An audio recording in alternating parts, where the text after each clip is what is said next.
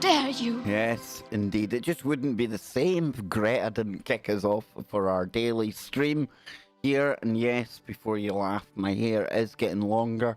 Looking very bright-eyed and bushy-tailed today. Yes, PPP has come to an end in the Kingdom of Kev.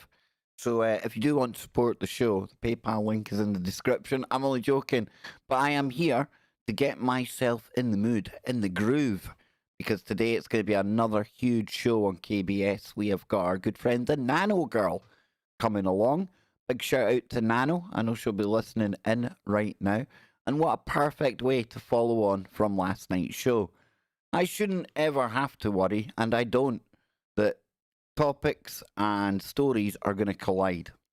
Because usually what happens on KBS, without me planning anything, everything just slots into place and it all flows miraculously well. And today, no different, because as I was yesterday pouring my attention into the Great Reset, Nano Girl has also been looking at the Great Reset. And I think it's important that we do go back. We get Nano to talk about that as well, because folks, make no mistake about it. The Great Reset is coming to us all. Hopefully not the black-eyed kids, though. And I'm surprised that somebody hasn't gone after them in this woke, manic world that we live, just because they have the description, a colour in their title. Wouldn't surprise me. Just hold on, 2020 isn't done yet. Maybe the black-eyed kids will get cancelled. I don't know. So before we get there, let me head on over to the chat room. Yes, indeed. And in there, we have a fine bunch of people. We have One Polynation. We have Armand, who is waiting to get his broadband on. He'll be streaming his gaming. He'll be doing his dog grooming. And I urge you all to check out Armand. We're talking about the B.E.K today, the black-eyed kids. I almost said children. Wouldn't have been a K then, would it? But Armand was telling us in the chat room he had a visit from the black-eyed aliens just at the time when he, unfortunately, had a heart attack. So, yeah, this is some dodgy stuff we're getting into today. We have got Just Be Happy, Cassie. Queen is in there. Always good to see you, Queen. I need to grab the link here because we know that there's people that don't get the show. Now, I've seen you there, Queen. We don't need to give you a link. Wait till I find this now. If I get the link here, I will send it out to a couple of people. There we go. And there we go. And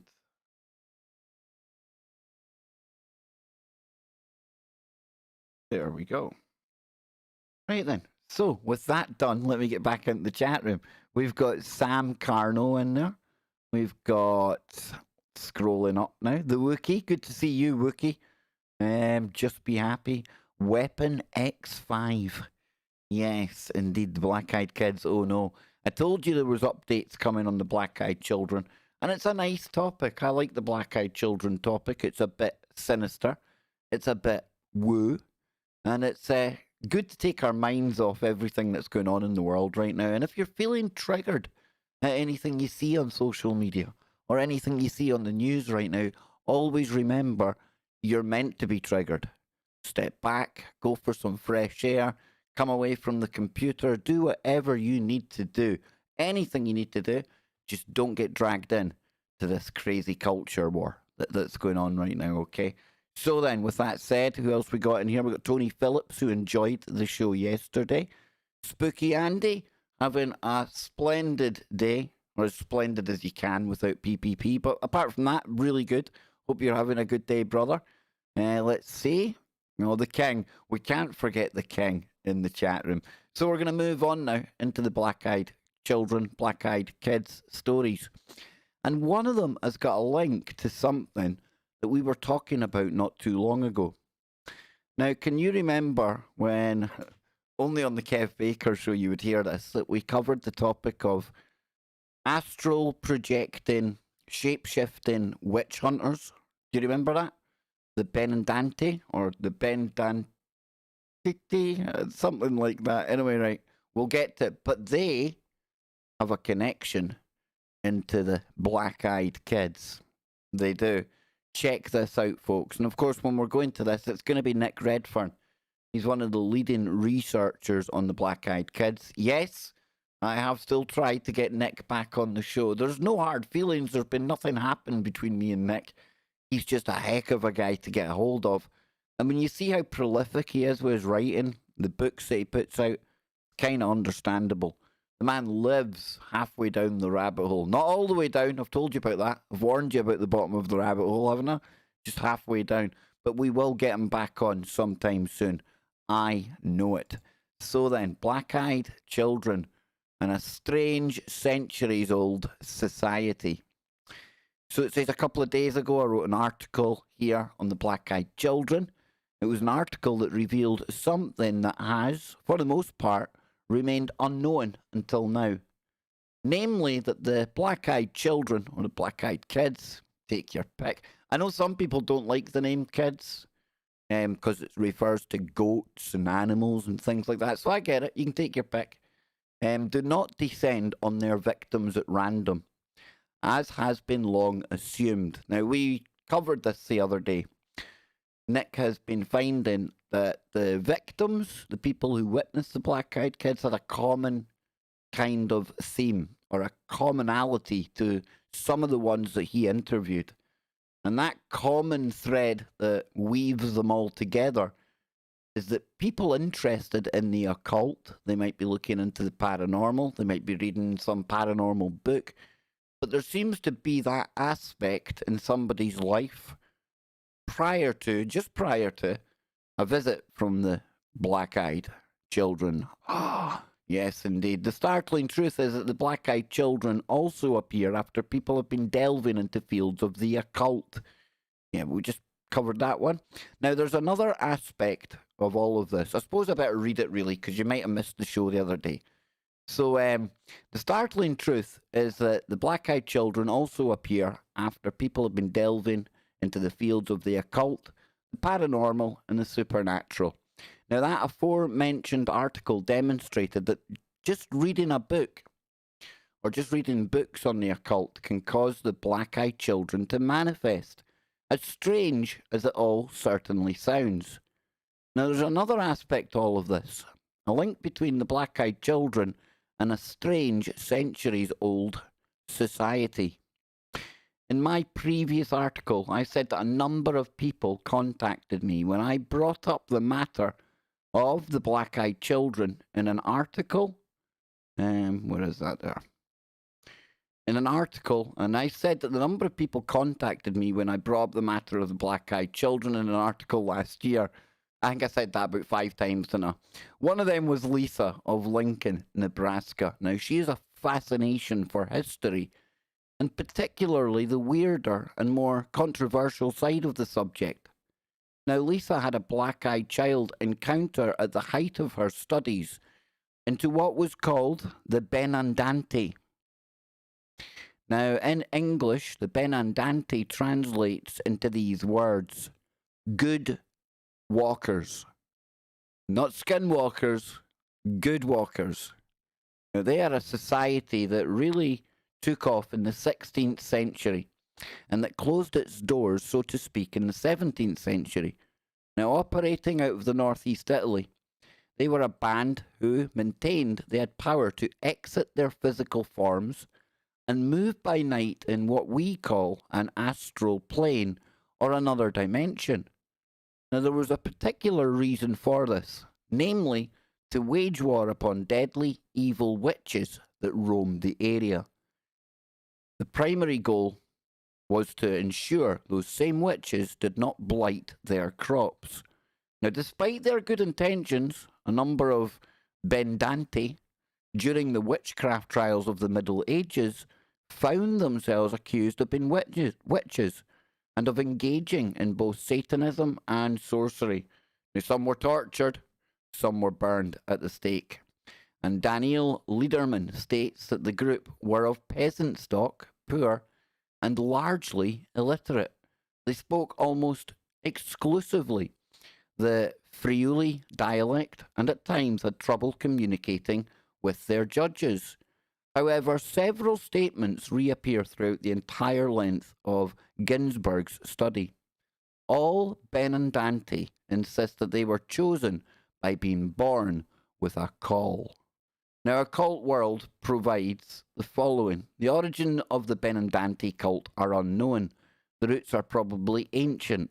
The leaving of the body and doing battle in spirit in the guise of animals is shamanic in nature. Now, the Benandanti may be an offshoot of the cult of Diana, which was known in Italy from the end of the 14th century. Now, followers of Diana had peaceful Sabbats at night and were not associated with the diabolical rites until later by the church. Now, the rites of the Benandanti had no similarities to the celebrated witches' Sabbat, but were entirely agricultural in intent and were emotionally intense. The Benandanti considered themselves soldiers of the good fight, preserving their crops and protecting their villages from the evil doing of witches. Oh, Joker, thank you very, very much. Now, that's a sticker, I think. I don't know if there's a message to be read out with that, but Joker, thank you so much. Really, really appreciated.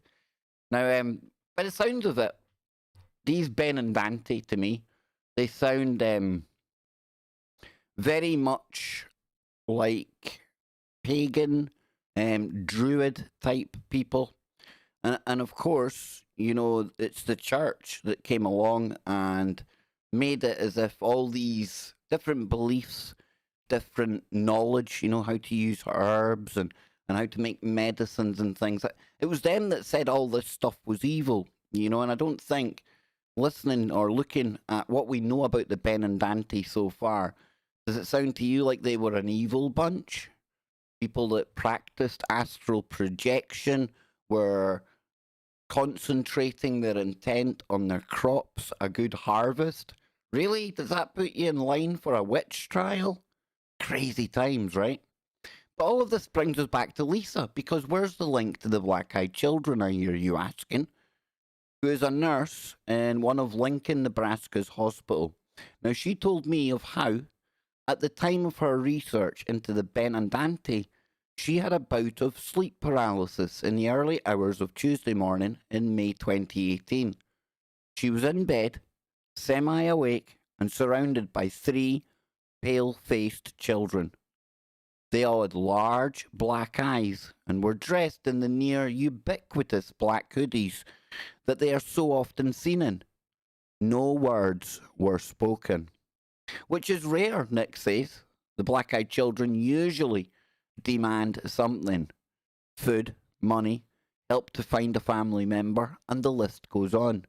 Now, the creepy trio vanished after around 15 to 20 seconds, never to return. To this day, Lisa believes that in some way her digging into the world of the supernatural history of the Benandanti provoked the manifestation of the black-eyed children. It appears we are beginning to see aspects of the black-eyed children phenomenon that have remained hidden until now.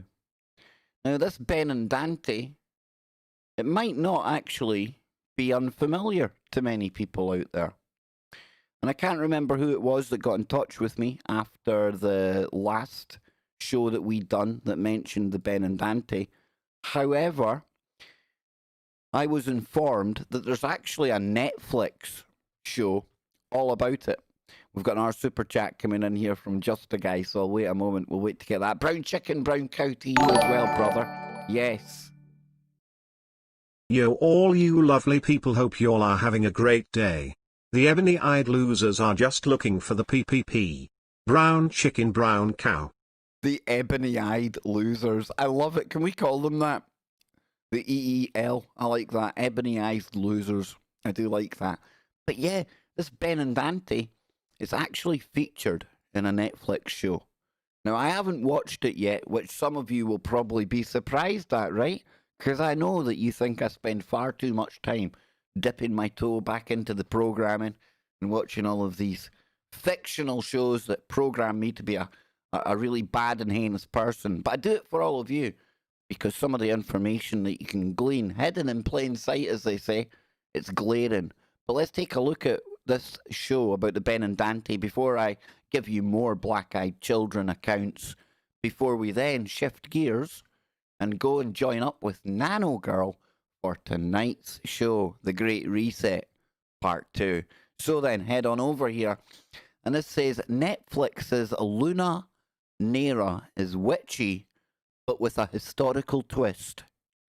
And it says Netflix has plenty of international series and movies available for viewers in the US, but there's always room for more on the streaming service. And on January the 31st, Netflix did expand its Italian Netflix original offerings with Luna Nera, a series about witchcraft and young love in the 17th century Italy. But while Luna Nera isn't based on a true story exactly, the supernatural storyline does have a basis in reality. And I'm not going to read all of this, I only need this next two kind of paragraphs. But it says Luna Nera, which means black moon, is an adaptation of the young adult novel of the same name by Tazania Triana, the first in what will be a trilogy.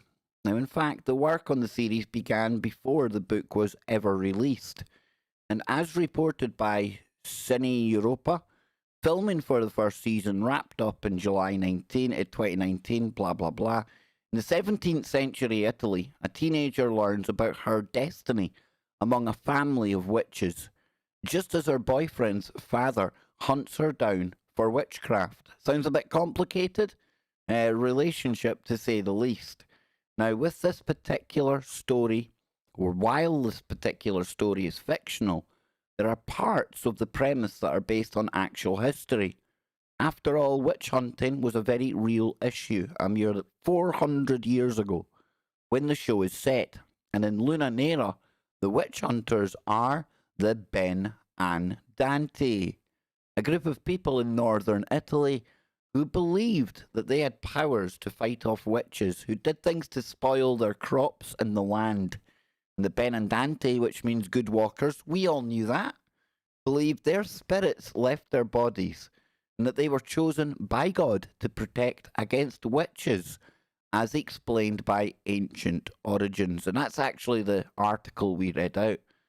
And the belief was formed from a combination of Christianity and agrarian rituals and existed around the time of the Roman Inquisition.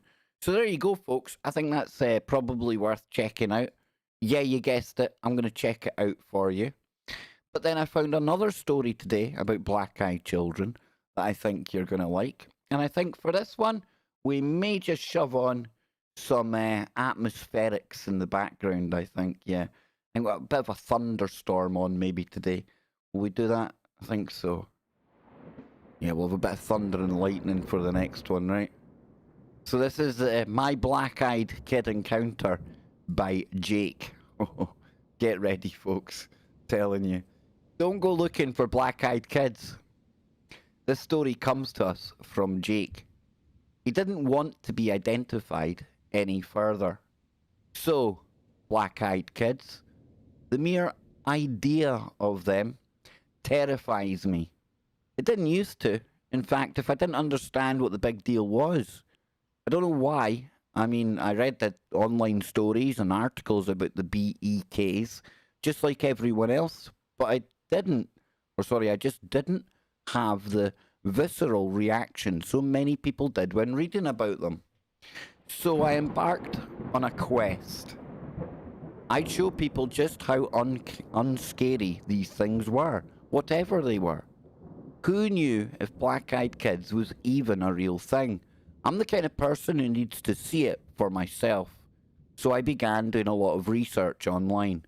I looked at paranormal sites. I watched scary videos on YouTube about B.E.Ks. And from everything I gathered, they found you. You didn't find them. And it seemed like it was pretty much just by chance if they did find you. So what was I to do? I came up with a plan. I began putting up an anonymous ad on Craigslist. It read, "Black-eyed kids, I'm not afraid of you. I want to meet you. 9 p.m. Wednesday, the park bench on the 3rd and Washington. Show me why I'm wrong and I should be afraid.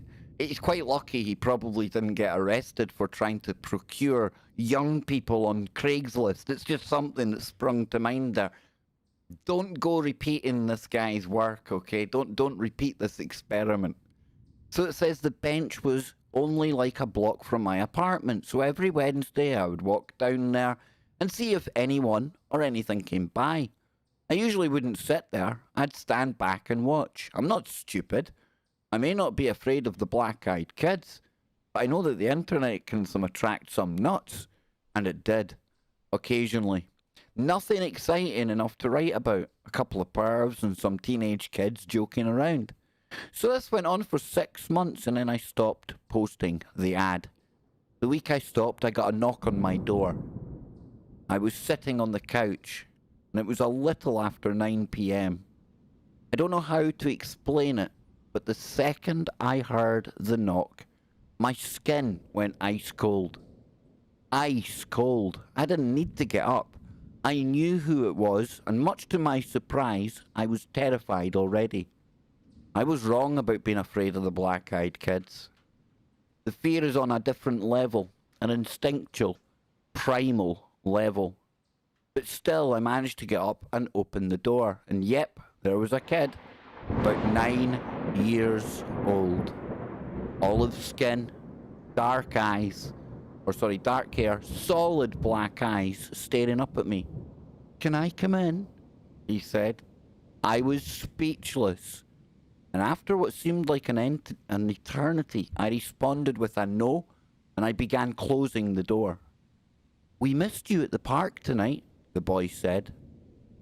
I stopped closing the door. I looked at him, my mind racing. They've been watching me? The boy smiled? He didn't smile at anyone, he smiled up at me. And it took everything I had to make my arm move again, pushing the door closed and locking it. As soon as I shut the door, I gasped for air. I hadn't been breathing. I sat back against the wall, facing the closed door. He was still there. I waited. Nothing. It took me at least an hour to move from that spot, staring at the door. And I didn't sleep that night, or the next night. Eventually, I collapsed with exhaustion at my desk at work, only to awaken minutes later by a nightmare memory of that boy.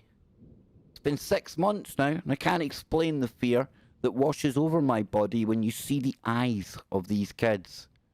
And the state of your mind, the way your body wants to listen to what they're telling you, what they're asking. I thought if I told my story, it would help me get over what happened and warn others. I'm positive these kids are evil, and the people they meet who can't resist whatever power they wield, I don't think we will ever hear from those people. I now avoid the corner park bench with everything I have, and I don't tell anyone. People think I'm crazy sometimes, walking 3 blocks out of the way just to make sure I don't go near it. But you'd be the same way if you went through what I did. And the black-eyed kids, ladies and gentlemen, according to this guy, and according to me, they are absolutely nothing to be messed with. Who knows exactly what it is we're dealing with? I'll be back in a couple of moments. I'll let you stew over that good woo. And then we've got one more black-eyed children's story, and then we will get into the mood for Nano Girl coming onto the show today. Oh, remember, if there's a at the door, just be careful who you're opening it to.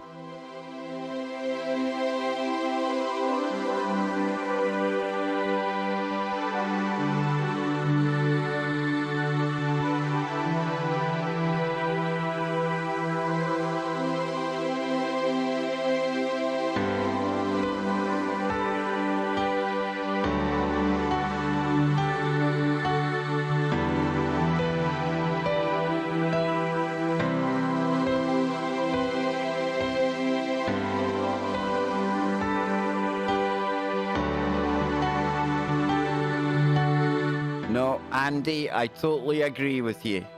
Black-eyed children ain't something to be messed with, folks.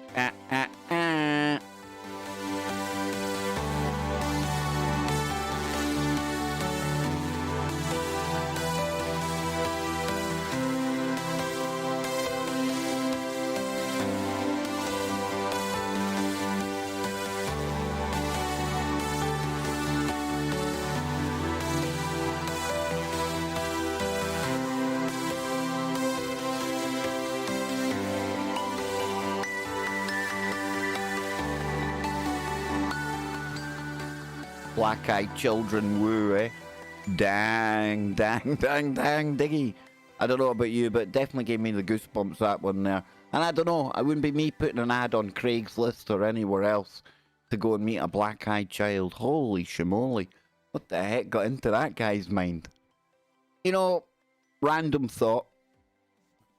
Part of me at one time started to consider, what if the black-eyed children are something very personal? Very connected to the person who witnesses them. What I'm thinking is, and again, go with me here, doesn't mean a thing, I'm not saying this is it, but there was a part of me used to wonder if it was our own consciousness catching up on us.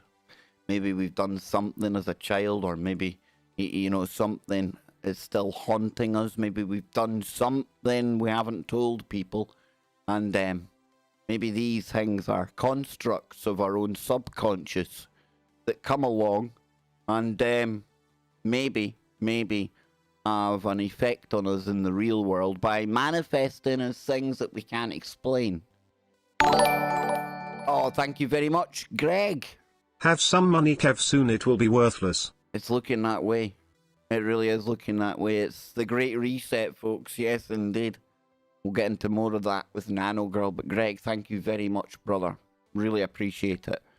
Now, again, it's just a thought I've had. I wouldn't put that down as even a theory or a hypothesis. But it is something I had to consider.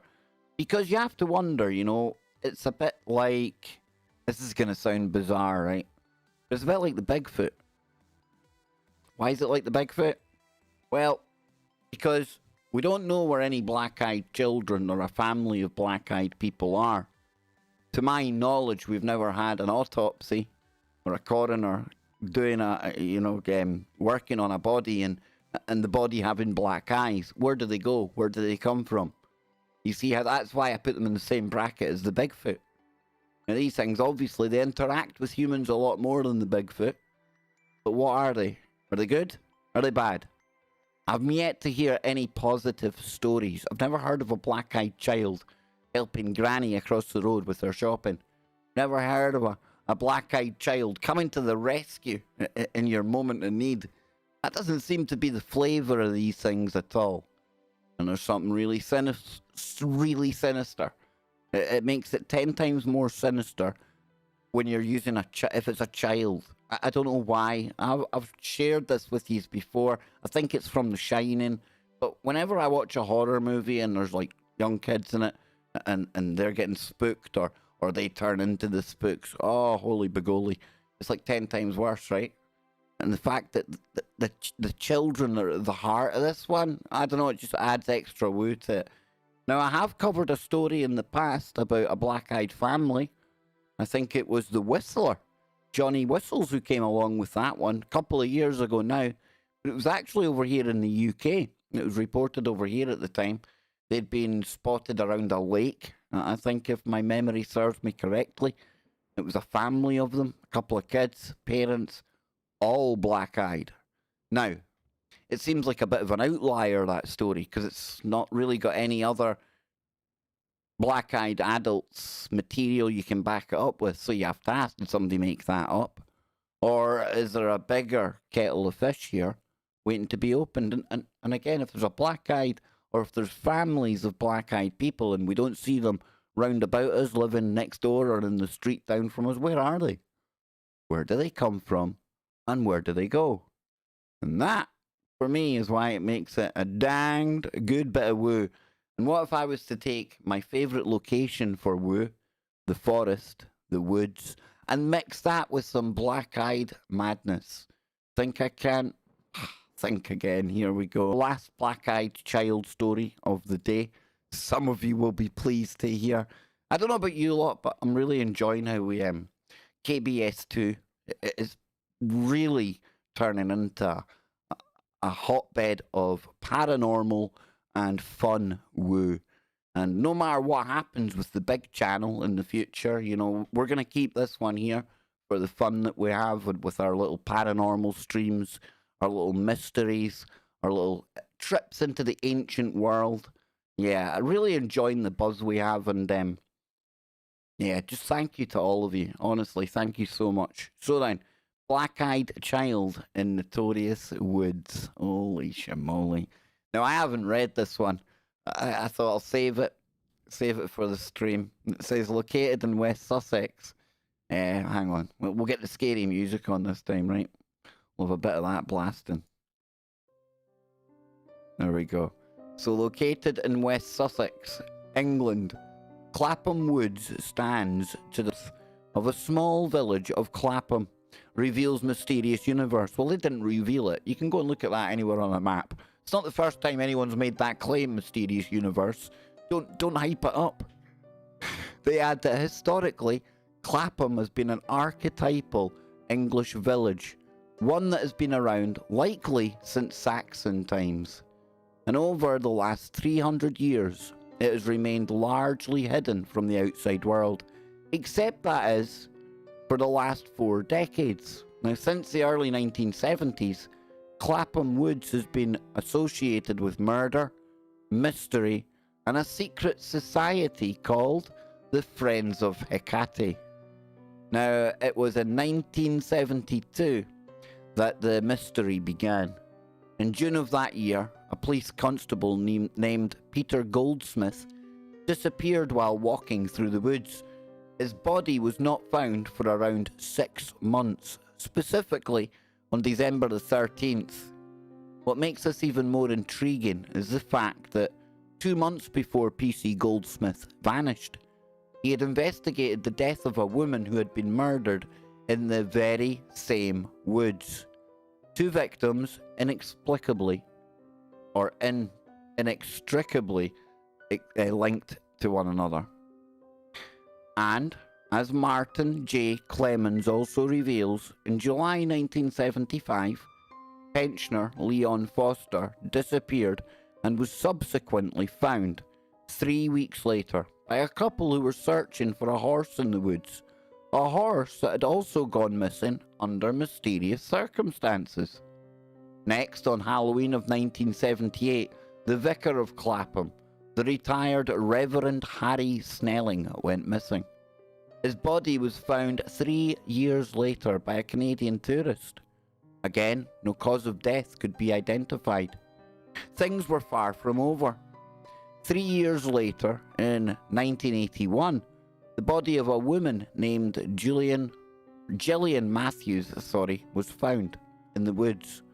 Matthews, a schizophrenic, had been really, really badly done in, murdered, and moving away from the human casualties of Clapham Woods, there's the matter of the disappearance of a number of dogs. It's hardly surprising that Clapham Woods gained a reputation.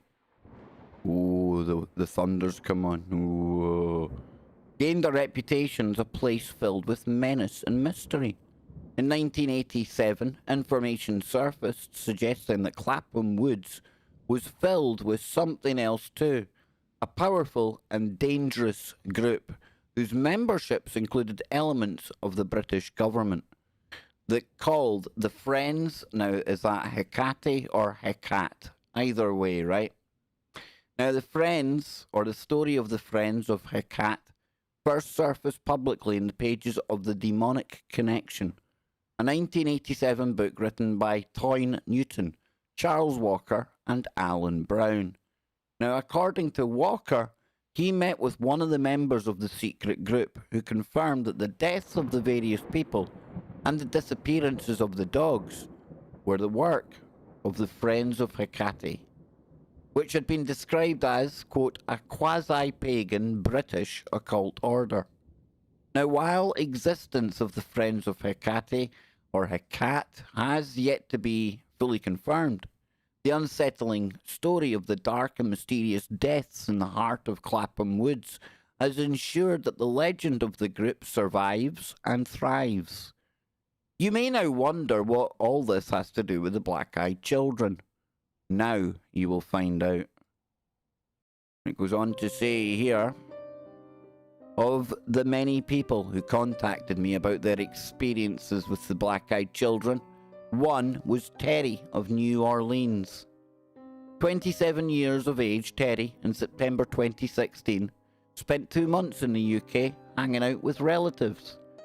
Terry admitted to me that she had an interest in the paranormal and was excited by the prospect of spending significant time in Clapham Woods. She knew all too well of the legend and had a copy of Toy Newton's The Demonic Connection. She admitted that she found the whole area to be eerie, which it is. And most bizarre of all, however, was the fact that while she walked through the woods, Terry had a brief encounter with one of the black-eyed children. In fact, it lasted barely a few seconds.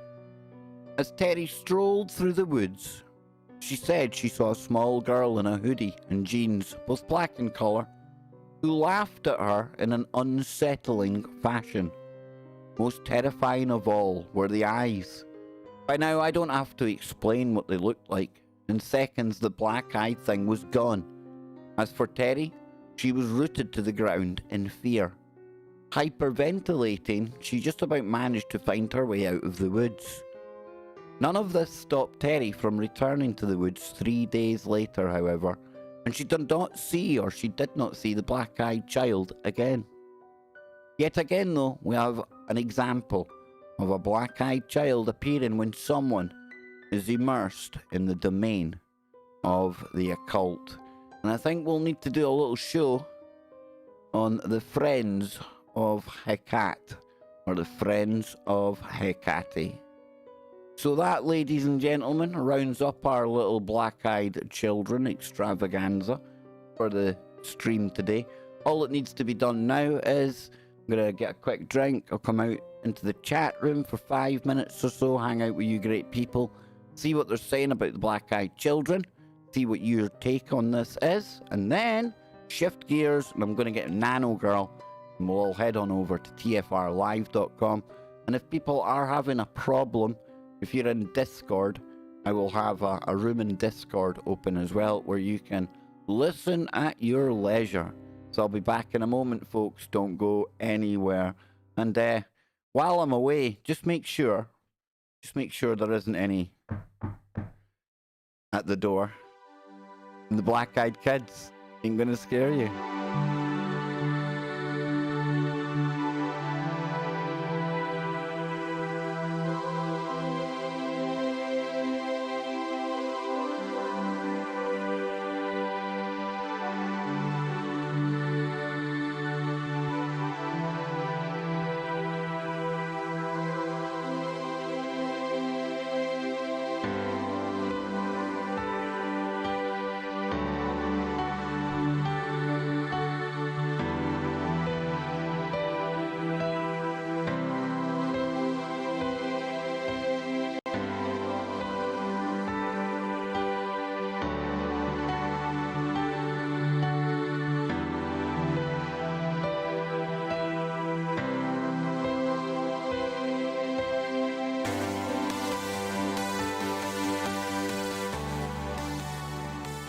You know, for me, there's just too many of these stories. And I get it, I'm not naive. Well, I am, much of the time, but I'm sure a lot of them are probably made up. But are all of them made up? And what is it about interacting with these black-eyed children that seems to bring on, as we found today in 2 cases, hyperventilation? Can't move from the spot, and almost been scared to the core. What is it that does that? I'll tell you what it might be. There might be some genetic memory in there that we're getting a throwback to a time when black-eyed children or black-eyed entities might well have roamed here more commonly. And something about them, something about the air they give off, something triggers that ancestral memory to the point where it's fight or flight. Or in this case, absolutely rooted to the spot. And the name of the show, Billy, is called... The show is called Luna Nera. Lunanera. Not sure if it's got the English dubbing over the top or just subtitles. But when it's about the Benandanti, I will be dipping my toe in there.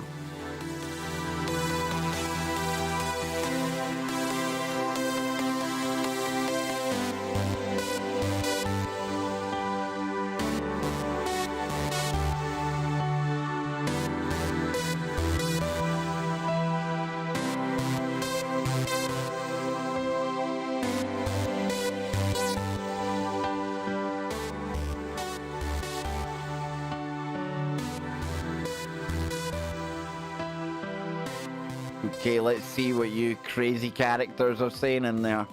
I've got Nano on Skype. She is ready to go. Yes, multitasking here. I can message Nano. I can get the chat up. It's awesome.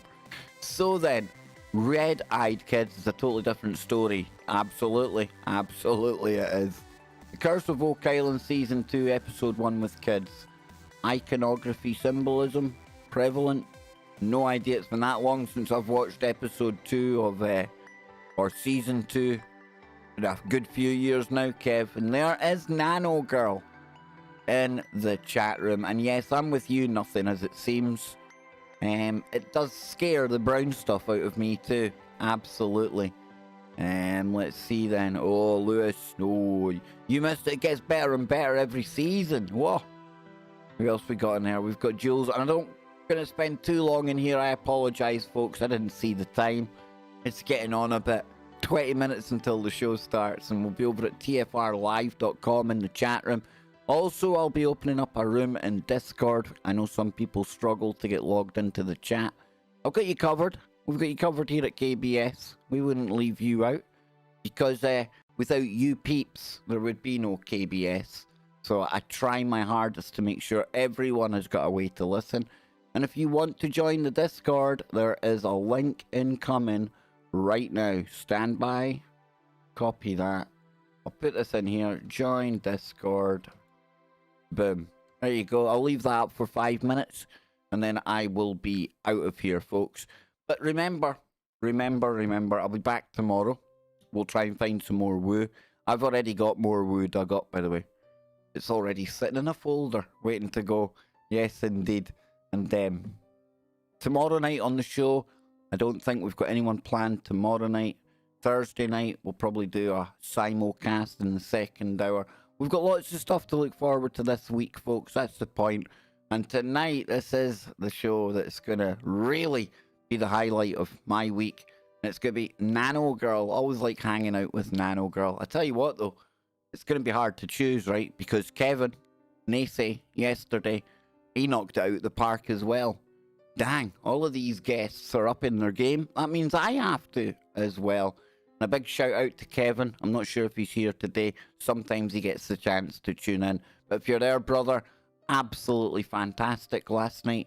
Lydia's phone call last night, that's just whetted my appetite to get her onto a weekend stream sometime soon. We're going to have Luna and Donnie back sometime soon. You see what I'm saying? It's all go here at KBS Command Center. Okay, the corner of my living room. It sounds better when you say the command center. I will be back soon, you crazy people. And when I say crazy, that means great.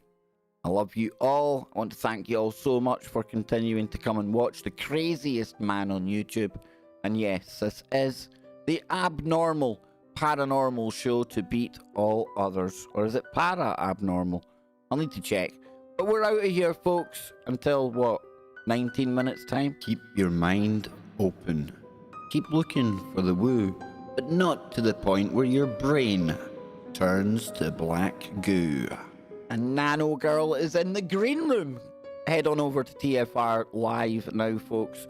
We are getting ready to do the Great Reset Part 2. And tonight, it's almost like myself and Kevin laid the foundations yesterday for what is going to be a brilliant show tonight. Oh, talking about laying foundations and cornerstones and things like that. One last thing before I go away today. You know, a lot of people taking the knee out there right now, rightly or wrongly. You won't catch me taking the knee. And I'm pretty sure if Lothar was here, he would be telling us not to take the knee either. Because you see, this whole taking the knee thing, it's got very, very Masonic roots and origins. Yes, it does. So the next time you see those people taking the knee out there, always spare a thought for Lothar, who's going to be triggered, absolutely triggered until the cows come home at all of this Masonic shenanigans that are playing out in the world right now. And who says I'm not a conspiracy theorist?